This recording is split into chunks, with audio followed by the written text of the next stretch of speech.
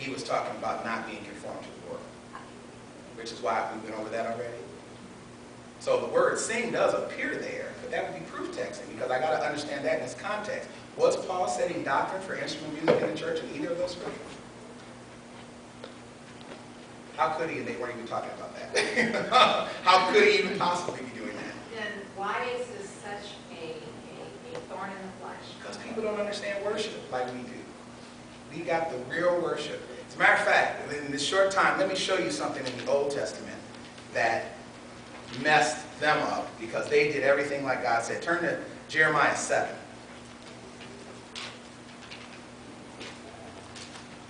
Now, the way that they worshiped, they were caught up in worship worse than we were, because at least they had a better scenario, because God actually told them exactly what to do.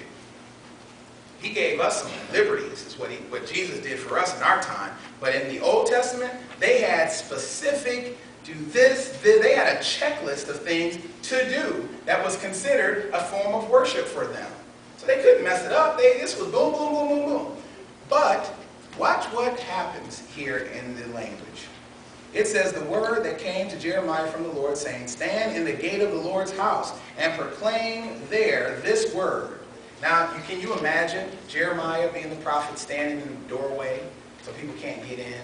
And as they come to gather, he's getting ready to tell them something. You see that in your mind when I read that? That's exactly what's happening. He says, proclaim this word, say, hear the word of the Lord, all you of Judea who enter in these gates to worship the Lord. Thus says the Lord of hosts, the God of Israel, amend your ways and your deeds, and I will let you dwell in this place. Do not trust in deceptive words, saying, this is the temple of the Lord, the temple of the Lord, the temple of the Lord. That would be like saying, we're going to church, we're going to church, we're going to church.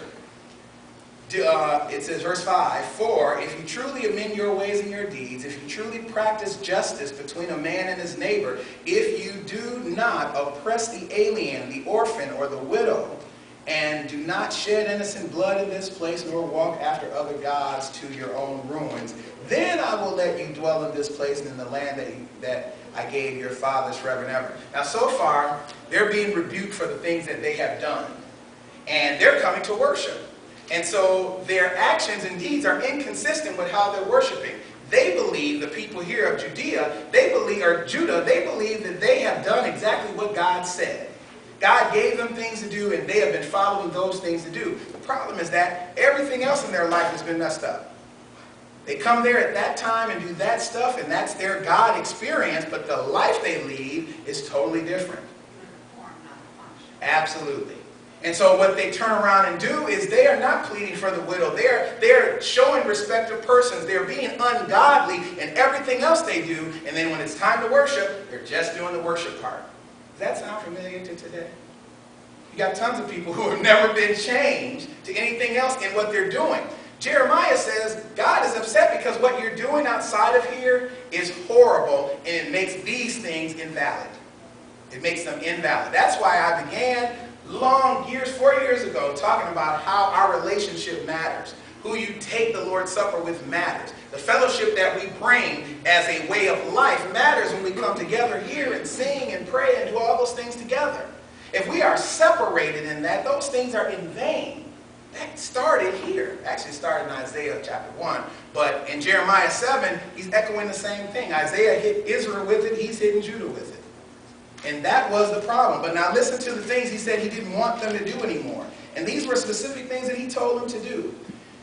Behold, verse 8, you are trusting in deceptive words to no avail. You will steal, murder, and commit adultery, and swear falsely, and other sacrifices to Baal, offer sacrifices to Baal, and walk after other gods that you have not known. Then come and stand before me in this house, which is called by my name, and say we are delivered, that you may do all these abominations. Has this house, which is called by my name, become a den of robbers in your sight? Behold, I, even I, have seen it, declares the Lord. But go now to my place, which was in Shiloh, where I made my name dwell in first, and see what I did to it because of the wickedness of my people Israel. You know, he's giving a reference to what happened in the wilderness. Let me get the... I'm skipping down to his... Which word? I wanted some of their sacrifices. That's one thing about switching translations and things look different. Who has a King James? You guys just not like the King James? I gotta start reading King James. Linda Berkey is here. Hi, Linda. Hi. You have a King James? I do. Oh, excellent. Can you read in a big, strong voice? Yeah, but I gotta find it first. I don't have my glasses on. Hubby Don, do you have a King James? No. Where? Can you jump in? Can you see this I morning? can find it. Jeremiah 7. I just want to read that translation of it. You know, What is it though you're looking for specifically? he's going to talk about their, what does it say? Let me see how it says. Something about their incense and their offerings, that he doesn't want them anymore. And it should be like around between like 12 and 15. We got the same Bible, Julie. If you see it and I missed it, I'll be mad, so just don't look. So something about Shiloh. Yeah, but read that translation, it'll say it like I wanted to say it.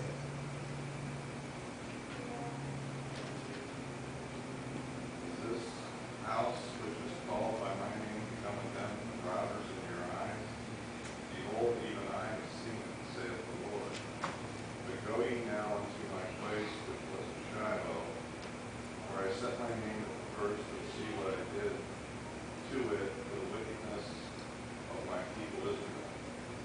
Now, because ye have done all these works, saith the Lord, and I spake unto you. Rising up early and speaking, but ye heard not, and I called you, but ye answered not. Therefore will I do unto this house, which is called by my name, wherein ye trust, and unto the place which I gave to you and to your fathers, as I have done to Shiloh. And I will cast you out of my sight, as I have cast out all your brethren, even the whole seed of Ephraim. Therefore pray not thou for this people, neither lift up cry nor prayer for them, neither make intercessions to me, for I will not hear them. Seest thou not what they do in the cities of Judah and in the streets of Jerusalem?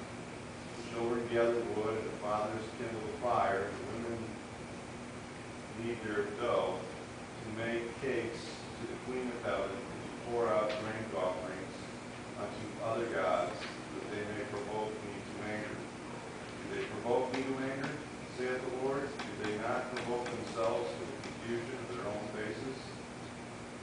Therefore, thus saith the Lord God, behold, my anger and my fury shall be poured out upon this place, upon man, and upon the beast, and upon the trees of the fields, and upon the fruit of the ground, and it shall burn, and shall not be quenched.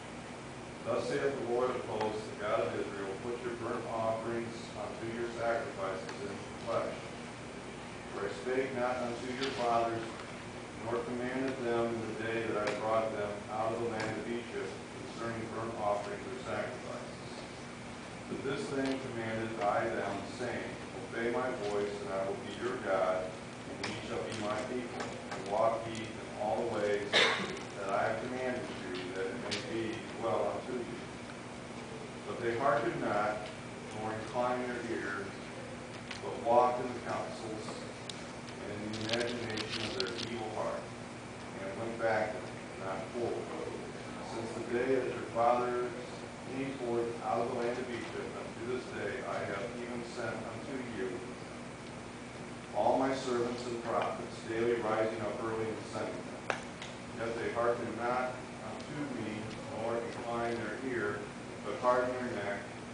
They did worse than their fathers. Therefore thou shalt speak all these words unto them, but they will not hearken to thee. Thou shalt also call unto them, but they will not answer thee. But thou shalt say unto them, This is a nation that obeyeth not the voice of the Lord their God, nor receiveth correction. Truth is perished, and is cut off from their mouth. That's good, John. Does anybody, you see what's happening there? He's taking them, actually, Pastor.